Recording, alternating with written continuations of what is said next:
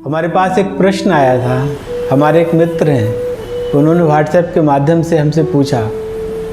वो हमारे अन्य वीडियो देखते रहते हैं। तो उन्होंने कहा कि आजकल बड़ा भय रहता है, जॉब का भय है, हमने जो लाइफ में निर्णय लिए हैं उनका भय है, या कोई हमसे आगे निकल गया। हमारे मित्र हमारे साथ पढ़ते थे और आज बहुत अच्छा पैसे कमा रहे हैं, हम यहीं पड़े हुए हैं। तो इन सब बातों को सोचते हुए कभी चिंता होती है। तो इस तरीके का जो भय है, जो ऐसा माहौल है, तो इससे हम बाहर कैसे निकलें, इससे हमारा जो मन में प्रभाव पड़ता है वो प्रभाव कैसे ख़त्म हो और हम प्रसन्नचित्त कैसे रहें।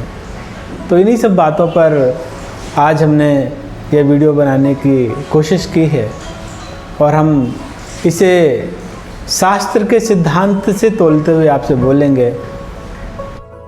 वैसे तो भय एक इमोशन है और मनुष्य को आगाह करता है खतरों से बचने के लिए, लेकिन जब ये भय फोबिया का रूप ले लेता है, यानी फियर फोबिया का रूप ले लेता है, तो ये गड़बड़ है, हमारी चिंताओं का कारण बन जाता है, एंजाइटीज़ को जन्म देता है और इससे हमें बचना चाहिए।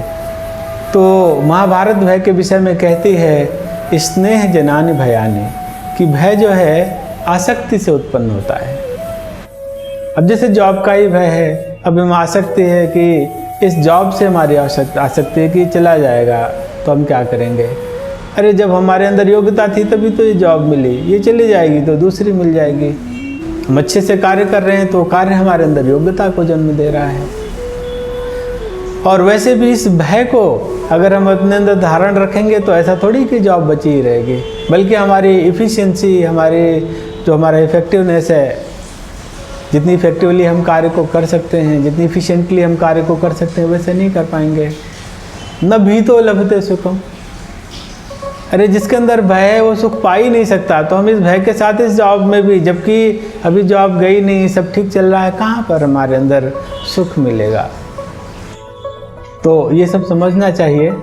मोहात् विमुक्तस्य भय नास्ति कुतश्चन, यदि मोह से विमुक्त हो गया कोई तो उसको कभी भी भय नहीं हो सकता।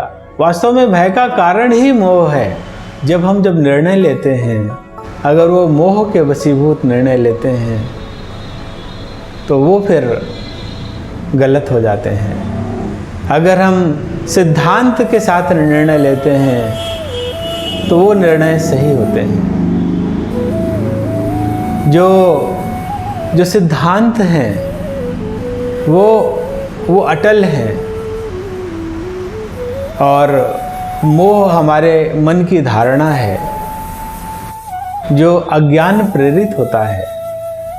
उदाहरण के तौर पे अगर हम महाभारत से उदाहरण लें तो जो धृतराष्ट्र था वह अपने पुत्र के मोह में अंधा था, इसलिए उसने गलत निर्णय लिया।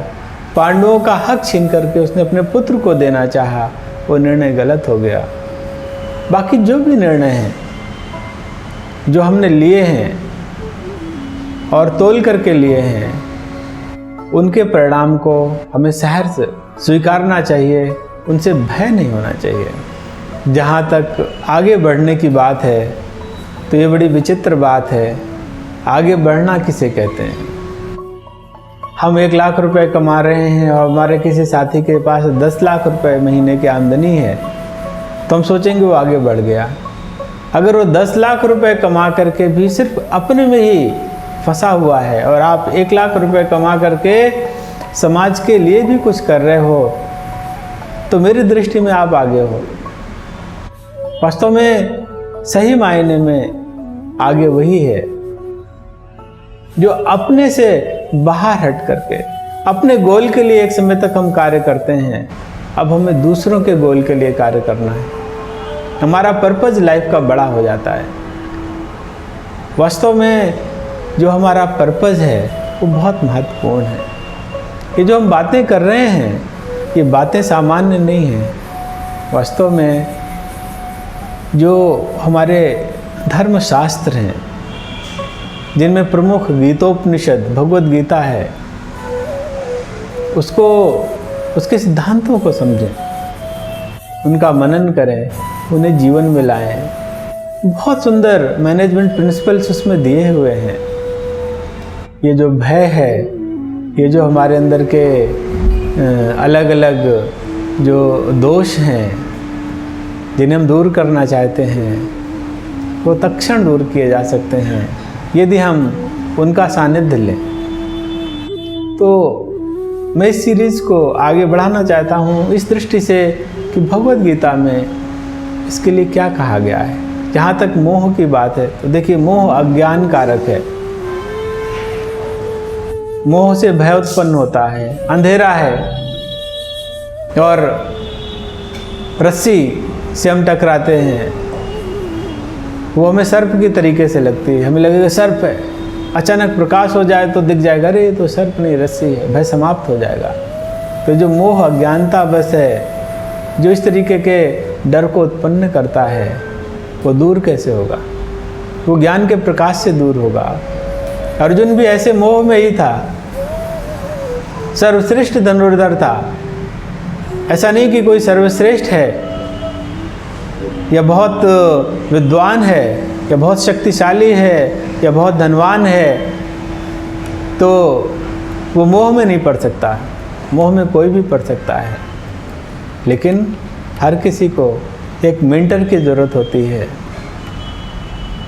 जिस तरीके से अर्जुन को भगवान कृष्ण मेंटर के रूप में मिले और उन्होंने उसके मोह का शमन किया, ऐसे ही भगवान कृष्ण की ये वाणी भगवद गीता के रूप में हमारे सामने है। हम समझेंगे कि कैसे ये जीवन के अलग अलग पहलू में भगवद गीता हमारी मदद करती है, हमारे भय को दूर करती है, हमारे मोह को दूर करती है।